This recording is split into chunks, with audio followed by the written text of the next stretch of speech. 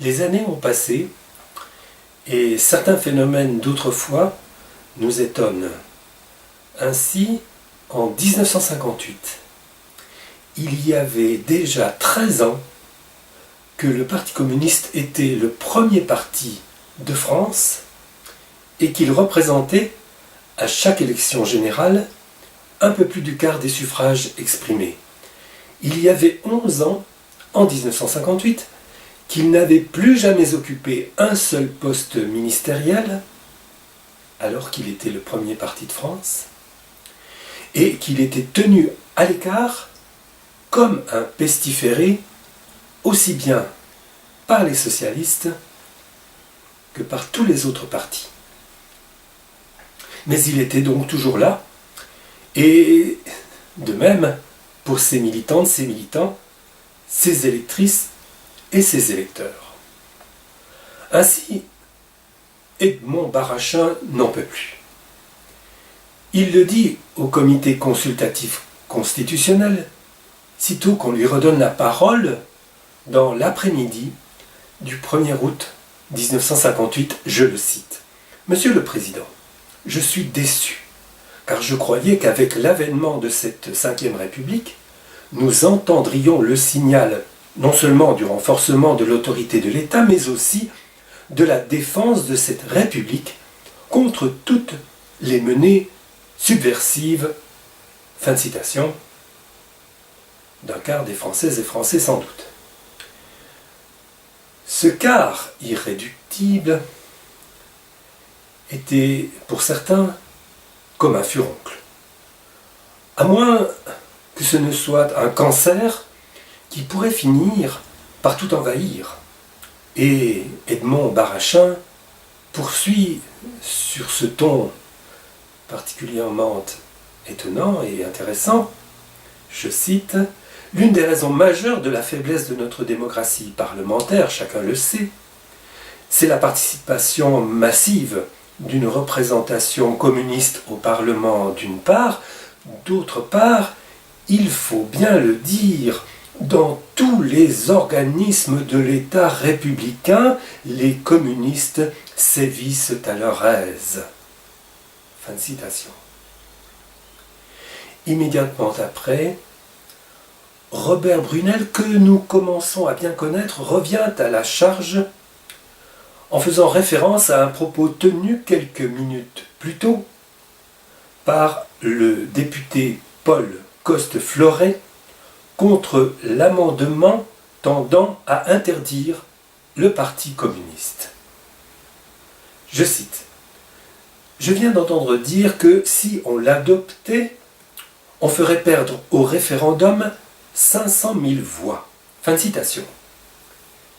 C'est-à-dire, là nous parlons du référendum de ratification qui était prévu, c'est-à-dire une voix sur 10 parmi les 5 millions de votes reçus à chaque élection générale par le Parti communiste, son noyau dur en quelque sorte.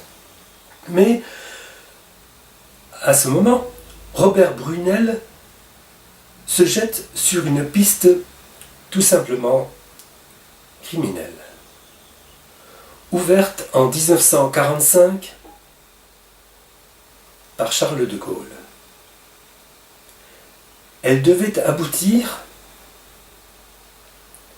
sans que je puisse approfondir cette question tout de suite, à la mort d'un peu plus de 2 millions d'êtres humains, dont 325 000 Françaises et Français.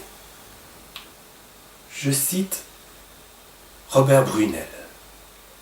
Oui, vous allez faire perdre 500 000 voix et peut-être plus, mais les voix de ceux qui sont en Algérie, les voix de ceux qui se souviennent de la trahison communiste qui nous a fait perdre l'Indochine, les voix de ceux qui se battent actuellement en Algérie contre la trahison communiste pour nous maintenir cette province française.